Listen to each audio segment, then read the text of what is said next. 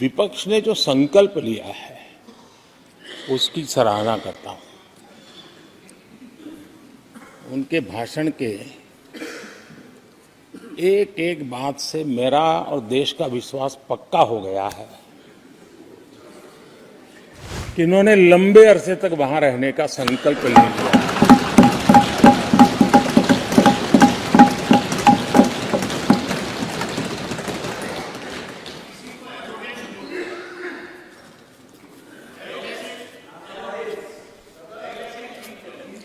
आप कई दशक तक जैसे यहां बैठे थे वैसे ही कई दशक तक वहां बैठने का आपका संकल्प, और जनता जनार्दन तो ईश्वर का रूप होती है, और आप लोग जिस प्रकार से इन दिनों मेहनत कर रहे हैं, मैं पक्का मानता हूं कि ईश्वर रूपी जनता जनार्दन आपको जरूर आशीर्वाद देगी और आप जिस ऊंचाई पे हैं उससे भी अधिक ऊंचाई पर जरूर पहुंचेंगे और अगले चुनाव में दर्शक दिशा में दिखेंगे। राष्ट्रपति जी का भाषण एक प्रकार से तथ्यों के आधार पर, हकीकतों के आधार पर एक बहुत बड़ा दस्तावेज है जो देश के सामने राष्ट्रपति जी ने प्रस्तुत किया। और इस पूरे दस्तावेज को आप देखेंगे तो उन हकीकतों को समेटने का प्रयास किया है जिससे देश किस स्पीड से प्रगति कर रहा है, किस स्केल के साथ गतिविधियों का विस्तार हो रहा है, उसका लेखा जोखा आदरणीय राष्ट्रपति जी ने प्रस्तुत किया है। आदरणीय राष्ट्रपति जी ने भारत के उज्जवल भविष्य को ध्यान में रखते हुए 4 मजबूत स्तंभों पर हम सबका ध्यान केंद्रित किया है, और उनका सही आकलन है कि देश के 4 स्तंभ जितने ज्यादा मजबूत होंगे, जितने ज्यादा विकसित होंगे, जितने ज्यादा समृद्ध होंगे, हमारा देश उतना ही समृद्ध होगा, उतना ही तेजी से समृद्ध होगा। और उन्होंने इन 4 स्तंभों का उल्लेख करते हुए देश की नारी शक्ति, देश की युवा शक्ति, देश के हमारे गरीब भाई बहन और देश के हमारे किसान, हमारे मछुआरे, हमारे पशुपालक, उनकी चर्चा की है। इनके सशक्तिकरण के माध्यम से राष्ट्र के विकसित भारत के लक्ष्य को प्राप्त करने की जो राह है उसका स्पष्ट दिशा निर्देश आदरणीय राष्ट्रपति जी ने कहा है। अच्छा हो सकता है आपके यहाँ फिशरमैन माइनॉरिटी के ना हो सकता है आपके यहाँ पशुपालक माइनॉरिटी के ना हो सकता है किसान आपके यहाँ माइनॉरिटी के ना हो सकता है महिलाएं आपके यहाँ माइनॉरिटी में ना हो सकता है कि आपके यहाँ युवा में माइनॉरिटी। क्या हो गया है दादा? क्या देश के युवा जी की बात होती है? समाज के सब वर्ग नहीं होते हैं क्या? देश की नारी की बात होती है? देश की सभी नारी नहीं होती है? कब तक टुकड़ों में सोचते रहोगे? कब तक समाज को बांटते रहोगे? सब सीमा करो, बहुत तोड़ा देश को। परिवारवाद का खामियाजा उठाया है और उसका खामियाजा खुद कांग्रेस ने भी उठाया है। अब अधीर बाबू की हालत हम देख रहे हैं। वरना ये समय था संसद में रहने का, लेकिन परिवारवाद की सेवा तो करनी पड़ती है।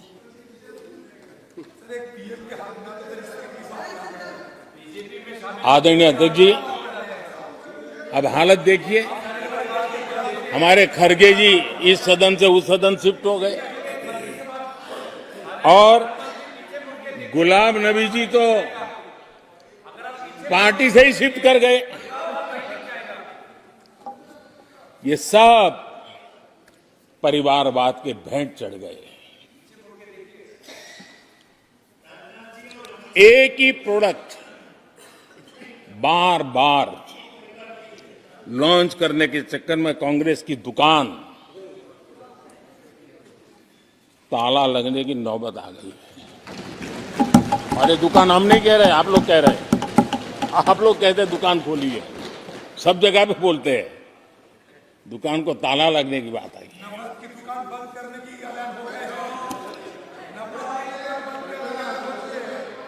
यहां हमारे दादा अपनी आदत छोड़ नहीं पाते हैं, वो वहां से बैठे बैठे कमेंट कर रहे हैं परिवारवाद की। मैं जरा समझा देता हूं, आज माफ करना अध्यक्ष महोदय, मैं जरा समय ले रहा हूं। आज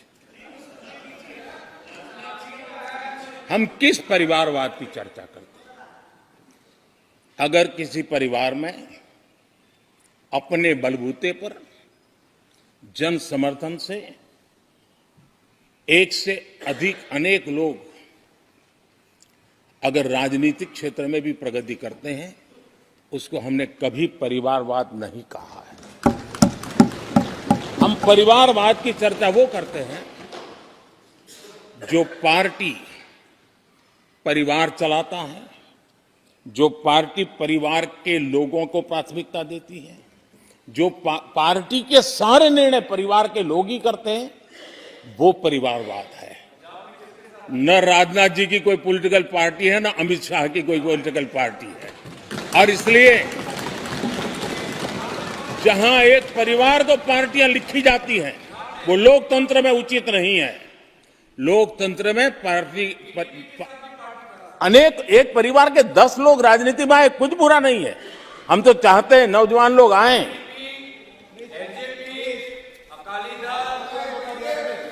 हम भी चाहते हैं ये इसकी चर्चा करिए। हमारे साथ, आपके साथ मेरा विषय नहीं है। देश के लोकतंत्र के लिए परिवारवादी राजनीति, पारिवारिक पार्टियों की राजनीति, ये हम सबकी चिंता का विषय होना चाहिए।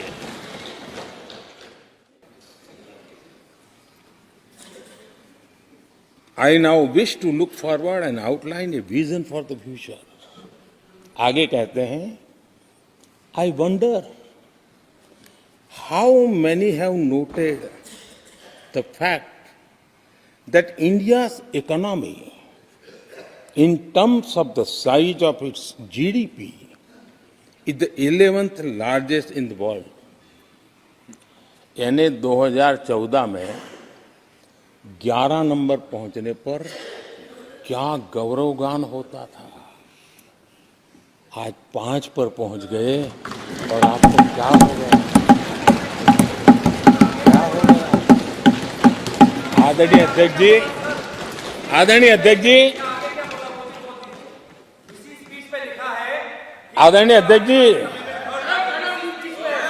आदरणीय अध्यक्ष जी, आदरणीय अध्यक्ष जी, साथियों ध्यान से सुनिए। उन्होंने कहा था is the 11th largest in the world. बड़ा गौरव का बात था। There are great things in the store, आगे वो कह रहे हैं there are great things in store. फिर आगे कहते हैं there is a well argued view that in the next 3 decades, India's nominal GDP will take the country to the 3rd rank after the US and China. उस समय ये ब्रह्मांड के बड़े अर्थशास्त्री कह रहे थे कि तीसरे नंबर पर 30 साल में हम पहुंच जाएंगे। 30 साल और फिर कहा था ये मेरा विजन जो मैं मनमोहन सिंह नहीं थे उस वक्त, देखो मनमोहन सिंह नहीं थे। बहुत लोग हैं जो ये ख्यालों में रहते हैं वो ब्रह्मांड के सबसे बड़ी अर्थशक्ति है। ये लोग 2014 में कह रहे हैं और विजन क्या देखते हैं 2044 यानी 2044 तक तीसरी अर्थव्यवस्था की बात। ये इनकी सोच, ये इनकी मर्यादा, सपना भी देखने का सामर्थ्य खो चुके थे लोग। संकल्प तो दूर की बात थी। 30 साल का इंतजार करने के लिए मेरे देश की युवा पीढ़ी को कह कर गए थे, लेकिन हम आज आपके सामने विश्वास से खड़े हैं, इस पवित्र सदन में खड़े हैं और मैं आपको विश्वास दिलाता हूं कि 30 साल हम नहीं लगने देंगे। ये मोदी की गारंटी है। मेरे तीसरे कार्यकाल में देश दुनिया की तीसरी आर्थिक शक्ति बन जाए।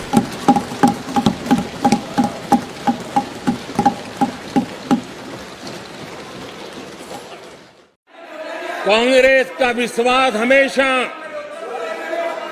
सिर्फ एक परिवार पर रहा है।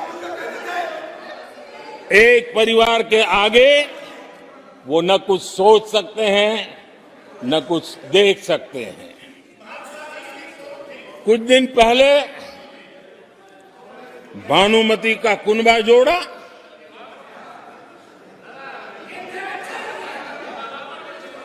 लेकिन फिर एकला चलो रे करने लग गए। कांग्रेस के लोगों ने नया नया मोटर मैकेनिक का काम सीखा है और इसलिए अलाइनमेंट क्या होता है उसका ज्ञान तो हो गया होगा, लेकिन मैं देख रहा हूं अलायंस का ही अलाइनमेंट बिगड़ गया।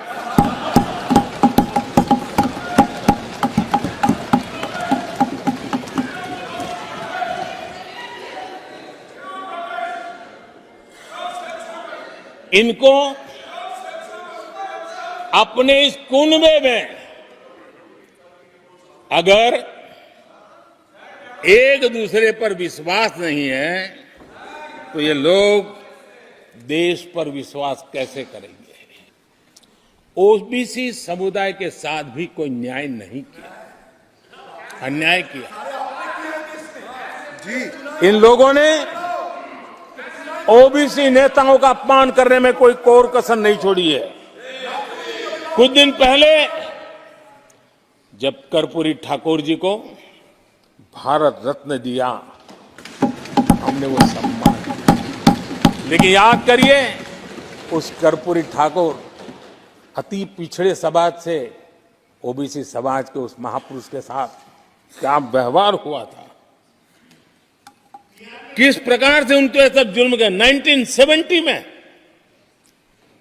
बिहार के मुख्यमंत्री बने तो उनको पद से हटाने के लिए कैसे कैसे खेल खेले गए थे। उनकी सरकार अस्थिर करने के लिए क्या कुछ नहीं किया गया था। आदरणीय अध्यक्ष जी, कांग्रेस को अति पिछड़ा व्यक्ति बर्दाश्त नहीं हुआ था।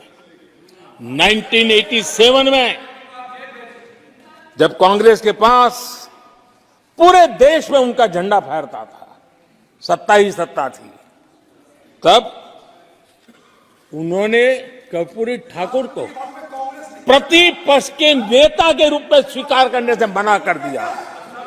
और कारण क्या दिया? वो संविधान का सम्मान नहीं कर सकते।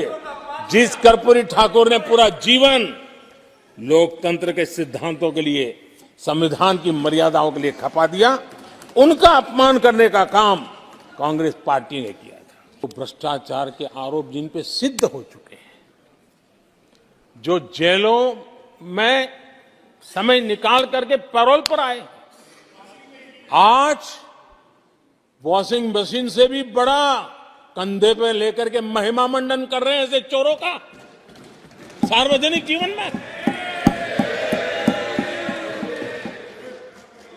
कहां ले जाना चाहते हो देश को तुम? जो सजा हो चुकी है, मैं ये तो समझता हूं कि आरोप जो है उनके लिए तो आप सोच सकते हैं, लेकिन जो गुनाह सिद्ध हो चुका है, जो सजा काट चुके हैं, जो सजा काट रहे हैं, ऐसे लोगों का महिमा मंडन करते हो आप? कौन सा कल्चर और देश की भावी पीढ़ी को क्या प्रेरणा देना चाहते हो आप? कौन से रास्ते और ऐसी कौन सी आपकी मजबूरी है?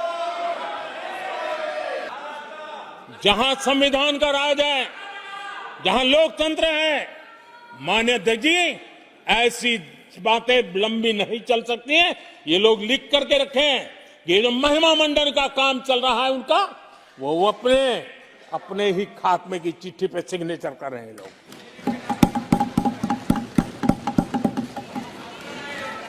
आदरणीय अध्यक्ष जी, जांच करना ये एजेंसियों का काम है। एजेंसियां स्वतंत्र होती हैं और संविधान ने उनको स्वतंत्र रखा हुआ है, और जज करने का काम न्यायाधीश का है। जज करने का काम न्यायाधीश का है और वो अपना काम कर रहे हैं। और अध्यक्ष जी, मैं इस पवित्र सदन में फिर से दोहराना चाहूंगा, जिसको जितना जुल्म मुझ पर करना है कर ले, मेरी भ्रष्टाचार के खिलाफ लड़ाई चलती रहेगी। जिसने देश को लूटा है उनको लौटाना पड़ेगा। जिन्होंने देश को लूटा है उनको लौटाना पड़ेगा। ये मैं देश को इस सदन की पवित्र जगह से वादा करता हूं। जिसको जो आरोप लगाना है लगा लें, लेकिन देश को लूटने नहीं दिया जाएगा और जो लूटा है वो लौटाना पड़ेगा। इसी सदन में अगर कश्मीर की बात होती थी तो हमेशा चिंता का स्वर निकलता था, छिटाकशी होती थी, आरोप प्रत्यारोप होते थे। आज जम्मू कश्मीर में अभूतपूर्व विकास की चर्चा हो रही है और गर्व के साथ हो रही है। पर्यटन लगातार बढ़ रहा है। G20 समिट होती है वहां, पूरा विश्व आज उसकी सराहना करता है। आर्टिकल 370 को लेकर के कैसा हुआ बना के रखा था। कश्मीर के लोगों ने जिस प्रकार से उसको गले लगाया है, कश्मीरी जनता ने जिस प्रकार से गले लगाया है, और आखिर के ये समस्या किसकी देन थी? किसने देश के माथे पर मारा था? किसने भारत के संविधान के अंदर इस प्रकार की दरार करके रखी हुई थी? आदरणीय अध्यक्ष जी, अगर नेहरू जी का नाम लेते हैं तो उनको बुरा लगता है, लेकिन कश्मीर को जो समस्याएं झेलनी पड़ी उसके मूल में उनकी ये सोच थी और उसी का परिणाम है देश को भुगतना पड़ा। जम्मू कश्मीर के लोगों को, देश के लोगों को नेहरू जी की गलतियों का बहुत बड़ी कीमत चुकानी पड़ी है। आदरणीय अध्यक्ष जी, वो भले गलतियां करके गए, लेकिन हम मुसीबतें झेल करके भी गलतियों सुधारने के लिए हमारी कोशिश जारी रखेंगे। हम रुकने वाले नहीं हैं। हम देश के लिए काम करने के लिए निकले हुए लोग हैं। हमारे लिए नेशन फर्स्ट है। कांग्रेस ने देश के सामर्थ्य पर कभी भी विश्वास नहीं किया। वे अपने आप को शासक मानते रहे और जनता जनार्दन को हमेशा कमतर आंकते गए, छोटा आंकते गए। आदरणीय अध्यक्ष जी, देश के नागरिकों के लिए कैसा सोचते थे, मैं जानता हूं, मैं नाम बोलते ही उनको जरा चुभन होगी, लेकिन 15 अगस्त लाल किले से प्रधानमंत्री नेहरू ने जो कहा था वो मैं जरा पढ़ता हूं।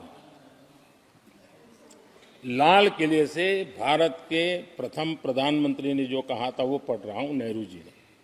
उन्होंने कहा था, हिंदुस्तान में काफी मेहनत करने की आदत आम तौर से नहीं है। हम इतना काम नहीं करते जितना कि यूरोप वाले या जापान वाले या चीन वाले या रूस वाले या अमेरिका वाले करते हैं। ये नेहरू जी लाल किले से बोल रहे हैं। यह न समझिए, यह न समझिए कि यह न समझिए कि वह कौमें, ये न समझिए कि वह कौमें कोई जादू से खुशहाल हो गई। वो मेहनत से हुई है और अक्ल से हुई है। ये उनको सर्टिफिकेट दे रहे हैं, भारत के लोगों को नीचा दिखा रहे हैं। यानी नेहरू जी की भारतीयों के प्रति सोच थी कि भारतीय आलसी है। नेहरू जी की भारतीयों के लिए सोच थी कि भारतीय कम अक्ल के लोग होते हैं। और आदरणीय अध्यक्ष जी, इंदिरा जी की सोच भी उससे ज्यादा अलग नहीं थी। इंदिरा जी ने जो लाल किले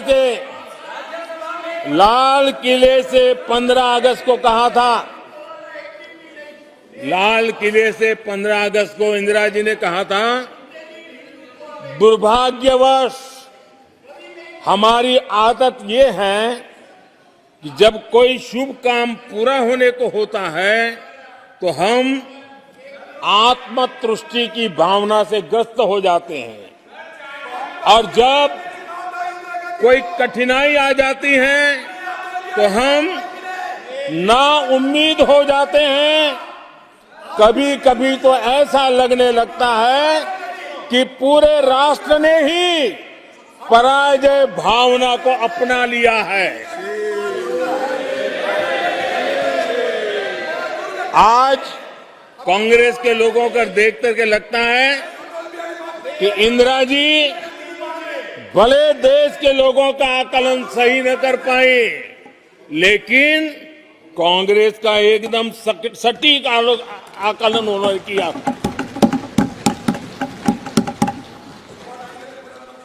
कांग्रेस के शाही परिवार के लोग मेरे देश के लोगों को ऐसा ही समझते थे, उनके विषय में ऐसे ही सोचते।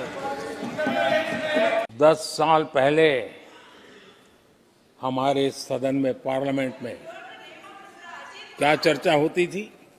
सदन का पूरा समय घोटालों की चर्चा पर जाता था, भ्रष्टाचार की चर्चा पर जाता था, लगातार एक्शन की डिमांड होती थी।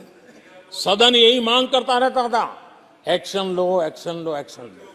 वो कालखंड देश ने देखा है, चारों तरफ भ्रष्टाचार की खबरें रोजमर्रा। और आज जब भ्रष्टाचारियों पर एक्शन लिया जा रहा है तो लोग उनका समर्थन में हंगामा करते हैं। आदरणीय अध्यक्ष जी, इनके समय में एजेंसियों का सिर्फ और सिर्फ राजनीतिक उपयोग के लिए उपयोग किया जाता था, बाकी उनको कोई काम करने नहीं दिया जाता था। अब आप देखिए उनके कालखंड में क्या हुआ। पीएमएलए एक्ट के तहत हमने पहले के मुकाबले 2 गुने से अधिक केस दर्ज किए हैं। कांग्रेस के समय में ईडी ने 5,000 करोड़ रुपए की संपत्ति जब्त की। हमारे कार्यकाल में ईडी ने 1 लाख करोड़ रुपए की संपत्ति की। देश का लूटा हुआ माल देना ही पड़ेगा। और जिनका इतना सारा माल पकड़ा जाता हो, नोटों के ढेर पकड़े जाते हो, और अधीर बाबू तो बंगाल से आते हैं, देखे हैं नोटों के ढेर उन्होंने। तो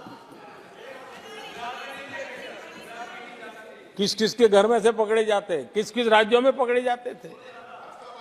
ये देश ये नोटों के ढेर देख देख करके चौंक गया है। लेकिन अब जनता को आप मूर्ख नहीं बना सकते। जनता देख रही है कि किस प्रकार से यूपीए सरकार में जो भ्रष्टाचार की बातें होती थी, उसका टोटल 10-15 लाख करोड़ का रहा है। चर्चा होती थी। हमने लाखों करोड़ के घोटाले तो अटकाए, लेकिन उन सारे पैसों को गरीबों के काम लगा दिया, गरीबों के कल्याण के लिए।